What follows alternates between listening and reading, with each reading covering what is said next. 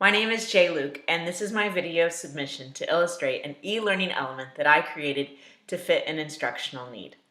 You do not need to adjust your camera or what have you. I am sitting on the floor. It's where I prefer to work, so in case things look a little out of whack.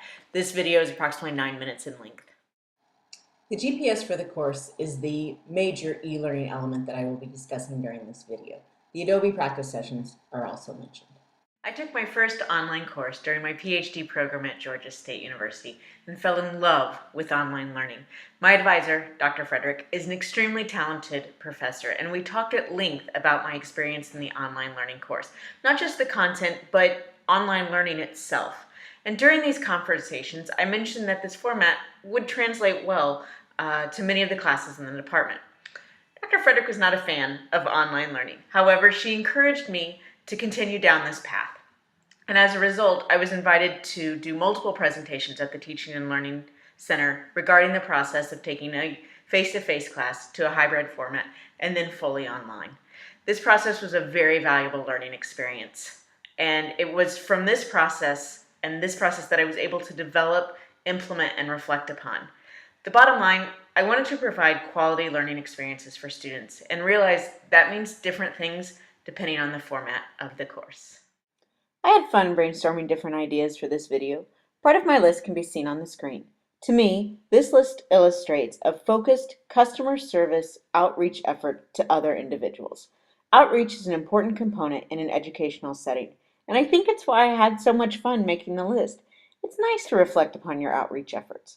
I have elected to do number 1, although number 6 is a great story. This is a quick overview of what I will be discussing. I have framed it like an invitation because education is an invitation to exchange ideas. I converted a course from a face-to-face format to one offered fully online, and I will describe how I modified the course to relieve technology anxiety among my students through the creation of an e-learning element. As I mentioned, I'm going to focus on the best practices for relieving technology anxiety for students through an e-learning element. The classes for this example began in the fall of my first year at Emporia State University. The courses I was assigned to teach, graduate and post-baccalaureate, were designed for current and future special education teachers. The MA program at Emporia State University was an online program, and I prepared very diligently for my first semester as an instructor of an online-only course.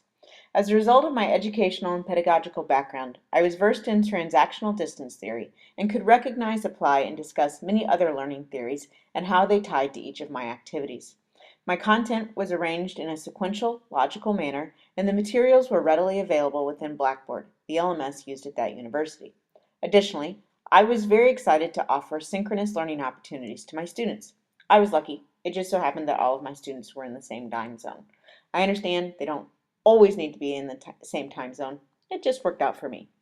However, I did not realize that a majority of individuals who were enrolled in our online master's program were not just uncomfortable with technology, but terrified of it and were unable to complete many basic tasks, for example, submitting an assignment or posting to the discussion board. Even though many of the students were terrified of technology, they wanted to do well in the class because they needed to in order to retain or acquire employment in the special education teaching field. Most of my students were already in the field as teachers. While some of them had teaching experience, most of them did not have teaching experience in a special education setting. It was important that the class have informative discussions and opportunities for modeling and feedback of strategies. To facilitate this, they needed to reflect upon what they had learned and to situate the learning within the specific context of special education. I wanted to ensure that it was not the technology that was holding them up in full participation. Therefore, I researched and developed my e-learning elements during the fall for implementation during the following semester. Having students who were not comfortable with technology and not able to perform what many of us would consider common tasks was a huge shock and concern for me. I had difficulty processing why they would sign up for an online program. Of course, the reason why came to me later. To identify and help students solve many of the commonly experienced issues, I created a database that included these common user issues that were most frequently reported. Please note, I only recorded issues that are what I would call user issues and not true tech issues. For example, a user issue could include a student asking how to submit an assignment, or a student who stated they did post a blog response only to find out that it was not posted in the blog section, but in another section of the course. Lastly, I decided to make our synchronous discussions more about the content and less about the technology concerns. After looking at the items in the database I created, I identified the areas of concern. As a result of my background in educational psychology, I was familiar with both informational process task analysis and behavioral task analysis, and employed both of these strategies to create the steps required for certain tasks needed within the LMS, for example, submitting an assignment. My courses typically include activities that highlight multiple learning theories because it supports a variety of learners. I am well versed in courses that employ this method or are based in only one learning theory. I believe that all theories have a place. However, it is finding the one or ones that work for you and make each individual's teaching more fluid. The process of applying these analyses provided me with the directions I could give my students to complete the needed technological tasks in my course. After I completed the analyses, I typed them up, made them as user-friendly as possible, and sent them to a reviewer at my university. To make the items user-friendly, I used similar language to what is utilized in Blackboard so that they could see the parallel language, and included videos, pictures, or screenshots for some of the material. Here is an example of two items included in GPS for the course. For the spring semester, the semester of implementation, I created an introduction video that not only referenced the GPS for the course tab, but shared my technology philosophy, which is go until it breaks, and it isn't likely going to break. And to assure my students that this class was not a class on technology, but on special education methods, and that the technology issues could be worked through. All of this information was available in my course and referenced in my syllabus. For my online course and placement of the e-learning element, I used the LMS for access and organization of resources. The course used a variety of technologies, which is why the e-learning element was crucial. Panopto, because of its note-taking capability, used by both myself and the students. The Adobe Connect sessions to serve as a shortener of transactional distance, and it helped to establish a sense of community in the classroom.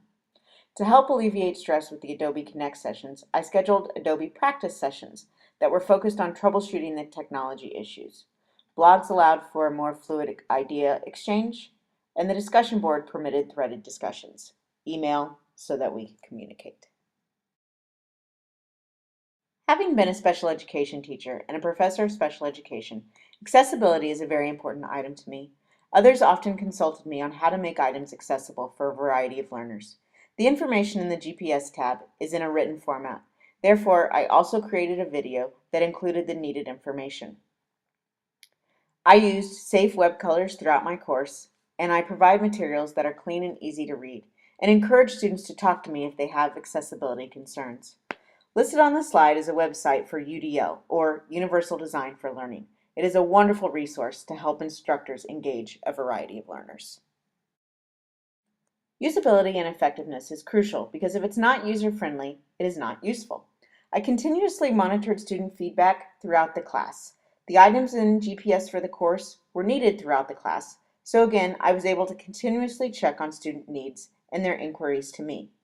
Because my initial assessment included recording of the issues, I used the same type of database, noting issues that resurfaced. FYI, there were none. Also, I gave students a quick survey at the end of the course to check the usefulness of the GPS for the course.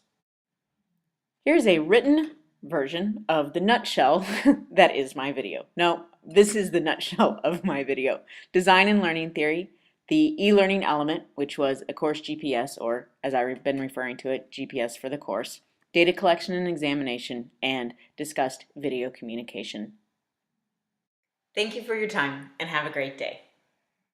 If you need anything further, please feel free to contact me.